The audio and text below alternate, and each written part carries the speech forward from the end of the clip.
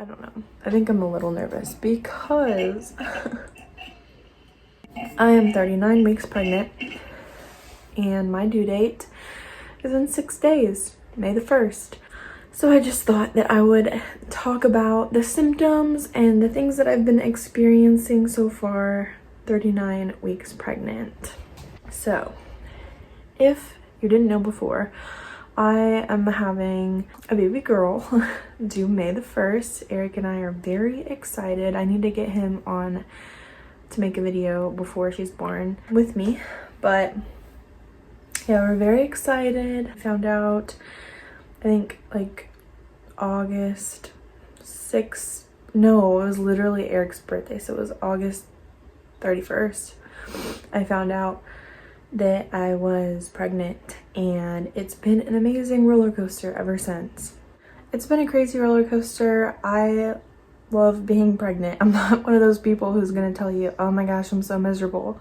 I've had some harder times, you know. In the first trimester, I was puking every day, like 3 or 4 times a day. I was working a lot. So that could have been a contribution to me not feeling good, but I was so tired. Second trimester came along, and for a second I was feeling so good that I didn't even feel pregnant. I was like, wow. And then I hit third trimester and started experiencing a lot more aches and pains. I definitely waddle around right now. The waddle is real, but I still love being pregnant. So that's interesting. I feel like some people are just like have all these negative things to say about pregnancy, and it's not easy, but the fact that you have a little baby growing inside of you just makes you be like, okay, yeah, this is it. I haven't told YouTube because I had like this weird, like, I guess embarrassment, which is so not, like, I have no reason to feel this way, but maybe some of you understand.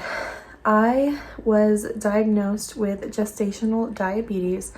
So I failed my first test, my first glucose test. Whenever you're at the end of your second trimester, you have to take a blood test, and they give you this really sugary glucose drink, and then they test your blood an hour later to see how you how your body responds to it, if your blood sugar is high. Gestational diabetes does go away after birth, which is amazing because I miss being able to drink smoothies all the time. I love smoothies.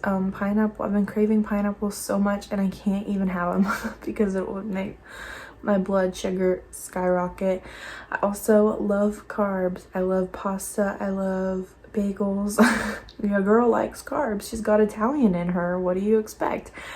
But yeah, so I failed my first test by 3 points, and then I had to take the 3-hour one and failed by just a little bit of points. So I'm on the borderline, but it's still enough to where I have to manage gestational diabetes through my diet and checking my blood with the little diabetes finger prickers and all that stuff. So that has been probably my least favorite part about being pregnant, but it has helped me not gain a lot of weight. I've pretty much, since I gained about 15 pounds in my entire pregnancy, and really have plateaued this last trimester at the same weight, and like went up and down a couple pounds here and there, but just plateaued, which means that I could be losing weight. I'm not sure. We'll see after this baby is born. I'm so excited and a bit nervous because I've never done this before. But anyways, I do have midwives, and what I am going through the hospital, so it's like a hospital midwife, so I will not be giving birth at home. I didn't really feel comfortable doing that just because this is my first baby, and it's just kind of like the best of both worlds for me, with more natural way of doing things, but also at the hospital in case anything was to happen. I guess that just like comforted me. No matter how you're choosing to have your baby, whether that be at the doctor more clinically or natural or at home, no matter what you choose, as long as you have the best intentions in mind for you and your baby and your family, then you're doing the right thing. And I think a lot of times some people get to be extremists and then they like compare themselves to other people and tell somebody that they're doing not the right thing when that's exactly what they feel they're supposed to be doing. Whatever you choose to do, mama, if you want to go clinical and like, I think that's the right word to use for this, and you want to do things more at the hospital and stuff like that, or if you want to give birth at home or whatever, no matter what you choose, it is the right choice for you as long as everything is safe and amazing. And I pray that over you in Jesus' name. Yeah, I just feel like I need to say that because sometimes people get extreme and they forget that, oh, we all have a right to choose how we want to experience birth and our pregnancy. So I do have midwives and it's been very amazing for me. It's more low intervention, so I didn't have to get a pap smear before or anything like that. They did do all of the same like testings and stuff like that to make sure that I didn't have any sexually transmitted diseases or the group B strep test. I had to take that. I had to do my glucose test. Like I still had to do all of that stuff, which is fine with me. But it's just more lower intervention and not as much pelvic checks or anything like that, which may freak some people out. If that freaks you out, then you probably should go to a regular OBGYN and a regular doctor. But this has been great for me, and I would recommend it to anyone so far. So yeah, the whole thing with midwives is you're trying to do the most natural way that you possibly can. Whoever is on call at the time that I go into labor will be the midwife that will deliver my baby. I will still have nurses in there. I won't have a doula because of this whole COVID thing that's going on. If you're watching this from the future, yes, it is the time of Corona right now, I guess. You need a time frame. And so I chose Eric, my husband, as my one supportive person because you can only have one. So no one can visit us at the hospital. Can't have a doula, which is like a helper for the midwife and for you. But I'm still very excited and I'm just glad that Eric gets to be there because if he wasn't there, I would flip my crap. Probably shouldn't say that, but you know. All the things that I'm feeling right now as far as symptoms are my pelvic area and my hips are pretty achy. I'm waddling around. Hold on. I was using my computer as a light. I have been having like Braxton Hicks contractions in my back and in like my lower stomach. My breasts have gotten larger, but that's been happening the whole 9 months. A bit like moody here and there with like some different emotional changes. That's normal. Yeah, I haven't lost the mucus plug. I know that's really gross to say to some people, but there's a mucus plug inside of your area and it basically keeps your baby clean and makes sure that nothing can get up there.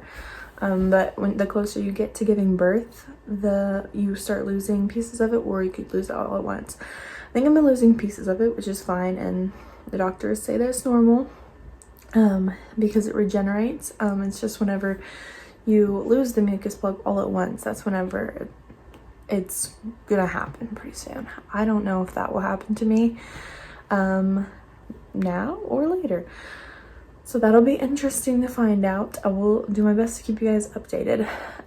My doctors did give me all of the papers that I needed to sign to go into the hospital. They're not signed or anything, but the stuff that I had to fill out are done. And in them, she gave me like a list of things that she recommends that I bring. Obviously a car seat. We have our car seat. I can show you guys maybe in the next video if you stay tuned and subscribe. She had me bring tennis balls, which I have a feeling is probably for like pressure points or something like that. And then They have birthing, or no, labor tubs, so you can labor in this big, huge tub, which I think is going to be amazing for me because I love water. And they said to bring this like bag full of sea salt and like lavender and stuff like that. I think that's just supposed to like soothe your muscles. I don't know, we'll see. I have no idea. I didn't really ask, and I ordered those on Etsy, and I'm hoping they will get here before I give birth, because I didn't know I was supposed to get that stuff. And in the town that I live in, you can't really buy like lavender or rosemary, I don't think. So yeah. And then I'm supposed to bring almond oil, and I'm supposed to bring a diffuser with like lavender and clary sage oils, but I don't have any lavender or clary sage right now, and I tried to order them, but they won't get here in time. So I don't think I'll get to do that, but I'm so excited nevertheless. It'll be fun and interesting. It'll be a really cool experience. Please pray for my birthing experience. I'm very excited, but like I said, I've never done this before, so the nerves are a little bit there, but I'm trying to stay as calm as possible just to make sure that everything stays chill in my body and prepares things the right way. Yeah. So yes, that is 39 weeks pregnant. I will update you guys as much as I possibly can. If you want more updates, you should probably go follow me on Instagram at Kristin Travis. I will put that down below for you guys. Also, if you haven't already, download the free TuneIn app and go into the app and search 1412, the word 14, the number 12 radio. Subscribe to Eric and I's online radio station, where we have 24/7 streaming, encouraging music and messages for you guys to listen to for free from amazing speakers all around the world. I love you guys. Thank you guys so much for watching, and I will see you guys next time.